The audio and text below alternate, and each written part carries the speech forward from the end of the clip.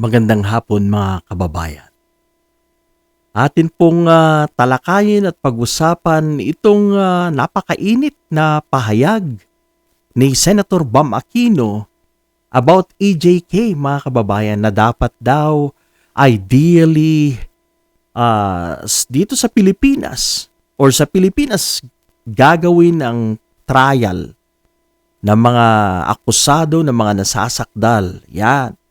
At iba-iba ang reaksyon na ating pong nababasa. Meron pong naintindihan si Senator Bam Aquino. Marami din po yung hindi masaya, medyo naiirita dahil sa comments na inihayag ni Senator Bam Aquino, mga kababayan. Alam niyo mga kababayan, I don't have problem with Senator Bam Aquino.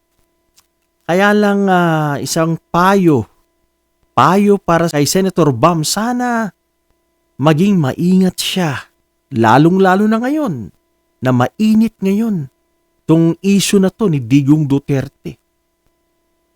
Mainit. Talagang pinag-uusapan ng lahat ng mga Pilipino.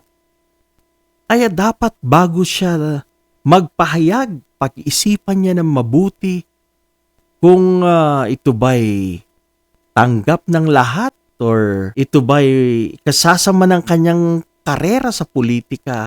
Marami pong hindi naging masaya dito sapagkat it sounds like he is favoring tong kampo ng mga Duterte, mga kababayan. Actually, this is the first time that I heard him saying about this.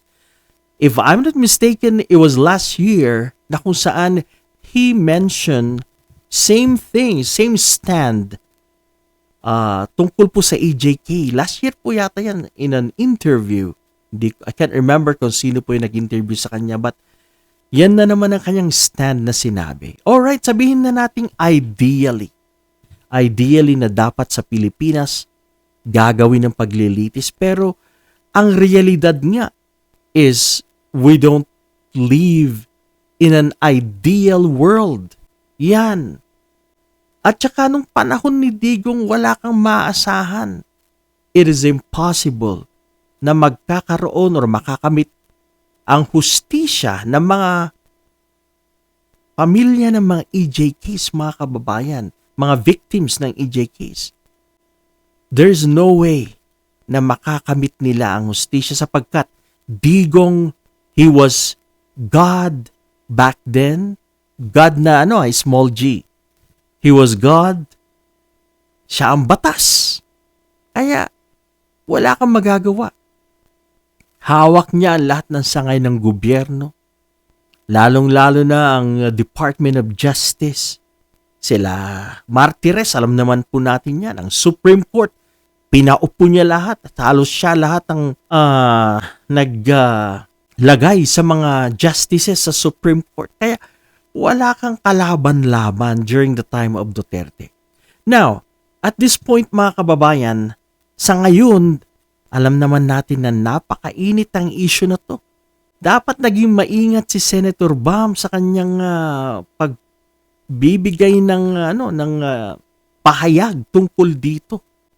Dahil marami talagang mga kababayan natin na, iba ang kanilang pandinig dito. Parang pumapabor ka sa mga Duterte. Parang pinapaboran mo yung taong pinadala sa dahig.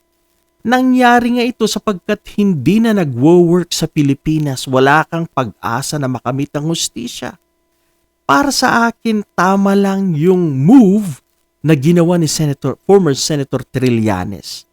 Kumbaga, nag-ask na sila ng tulong sa labas sapagkat wala na sa Pilipinas, wala ka ng pag-asa.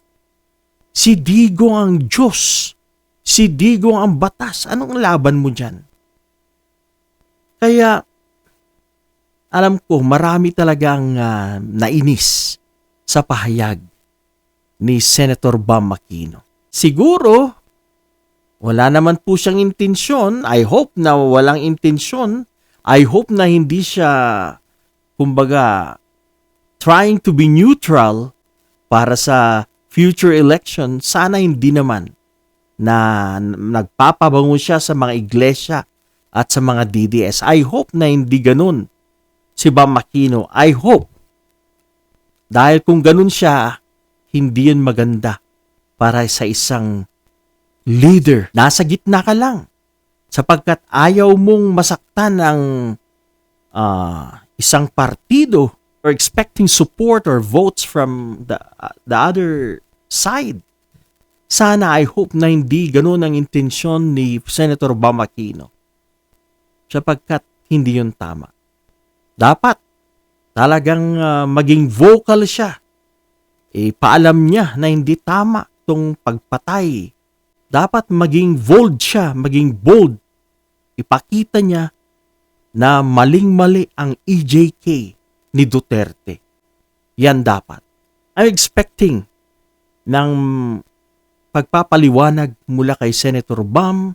Magbibigay siya ng further explanation or maybe a form of apology na na-misinterpret ng mga tao. Para sa akin, hindi na dapat sinasabi ang mga bagay nito at this point, lalo pa naman, malapit na ang confirmation of charges ni Digong Duterte sa February 23rd.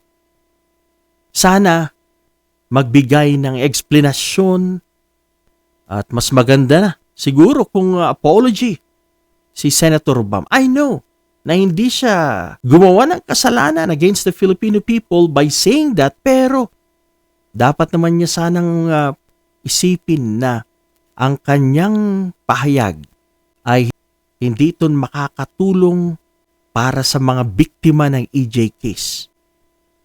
It sounds like pumapanig siya sa mga Duterte. Alright mga kababayan, ito lang ang aking maigsing reaction. It's only my opinion mga kababayan. Sana naman na mag-subscribe po kayo sa mga hindi pa po nakakapag-subscribe dyan. Marami pong salamat at sana'y mag-iingat po tayo lagi. Mabuhay ang Pilipinas!